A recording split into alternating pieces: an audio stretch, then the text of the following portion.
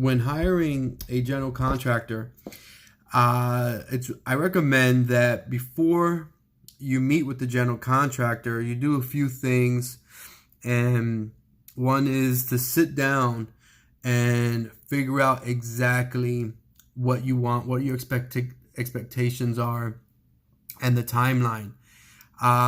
It's gonna protect both you and the general contractor that you hire if you both are on the same page. So when you first meet with him, you need to definitely have everything written down.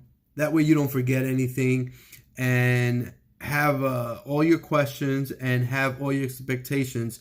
If it's a remodeling work or whatever it is, just make sure that you tell him exactly what you need done, and that way he can get you a better estimate, a more accurate estimate.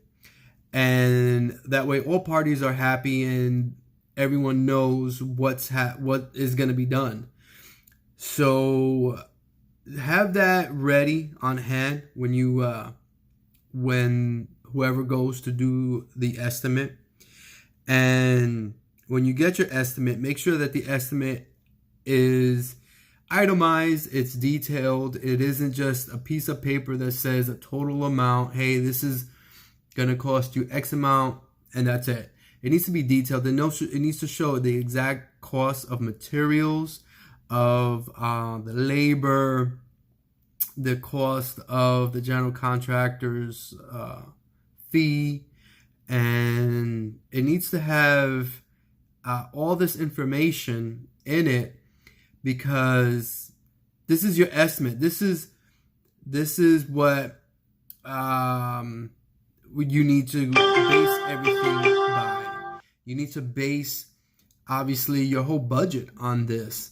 And oftentimes, a general contractor will just give you a low ball estimate just to get you to agree to their services. And then when they get started, that's when they blindside you with other fees that they should have told you up front, but oftentimes they don't. That is common practice.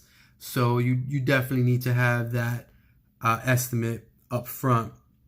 Now, also, you need to ask to meet with your direct point of contact for the project. So oftentimes you'll meet somebody that's just going to give you an estimate, while you go and meet with the owner, and that's who you speak to, and then you sign, and then you never speak to these people again, and all of a sudden you're dealing with someone else and you don't get along with them, you don't like them, they rub you the wrong way, or whatever the situation is. So I advise you to ask to speak to and hold a conversation with who's your project manager, or who's going to be your site foreman, whoever your direct contact for the project is going to be. Because the last thing you want to do is agree to something and then it not work out with the person that you're dealing with because of X, Y, and Z reasons. Now also, I would ask how much, because sometimes in the estimate, they won't put down, the general contractor won't put down how much their fees are. So you need to make sure that that is included, and if it is included, get it in writing how much are going to be their fees. So that way, nobody is surprised at the end of the day, and everything needs to be in writing. And I apologize for looking away. I'm just going down my list here. And find out what exactly the general contractor is going to be responsible for, and if they're going to expect anything from you. Are they going to expect you to go and handle the plans, the drawings, hiring an architect to do that, or is it going to be up to the general contractor? Just make sure you ask up front, like, what am I going to be responsible for? Am I just gonna pay you and you handle everything, and the final inspection comes and you hand me the keys? Is that it? Or are you gonna expect me to be here for inspections? Are you gonna expect me to go and get the drawings? Are you gonna expect me to get the fixtures? Are Are you expecting me to get any materials? So get that in writing. Have them say no, you're not responsible for anything. And if they're giving you a contract, have them sign something too. Have a timeline written out, so that way when your timeline comes and you can, the progress isn't where it needs to be, you have something to go by. You have a basis. You have the guideline to go by, so that way you know if you're ahead of project, behind, ahead of the timeline or the project, or behind. Now, how much money should the general contractor get paid up front?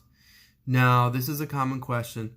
Now, it's generally 15 to 30% up front of the total cost of the project is what is expected to be paid up front. Now, by law, you can't ask, or you can't pay or ask to get paid 33%, more than 33%. So with that being said, if you have a general contractor that is asking for anything more than 33% of the total cost of the project, that's a red flag right there. Another red flag is if they're asking for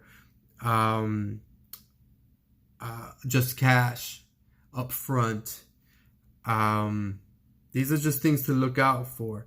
Now, the questions that you should ask your general contractor is, do they have experience working on that particular type of project? How much is their fee of their service?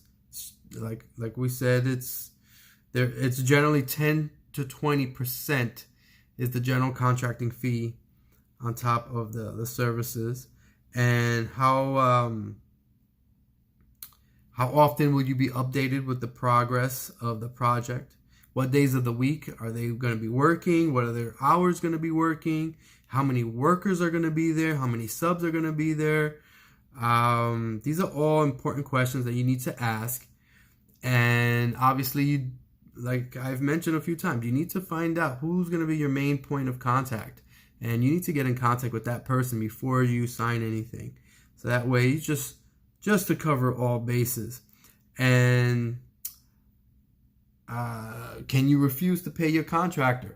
Yeah, absolutely. You can refuse to pay your contractor, but your contractor is going to put a lien against your business, and he's not going to release the lien until he gets paid. So that's common practice, especially in commercial projects, that a lien is placed on the business, and it is just to ensure that the general contractor gets paid. Last thing you want to happen is to go through the final walkthrough and the client moves into their business and they don't want to pay the last portion to the general contracting company. So yes, there's going to be a lien placed on a commercial project, but obviously it'll be lifted once the last payment is received. And how do you check for past work? Easiest way is to for the general contractor is to tell the general contractor to give you a phone number of a past client, and 9 times out of 10 they'll give you a phone number. The customer will be okay with speaking to you, and if it was me, I would go and see the craftsmanship and the work that they did at that location, and I would actually go and look, because you want to make sure this is a big deal, big decision. So you want to make sure that everything's up to code, everything looks good. So if you do that and you're happy with who they are and what they're about, I think it's a good fit then.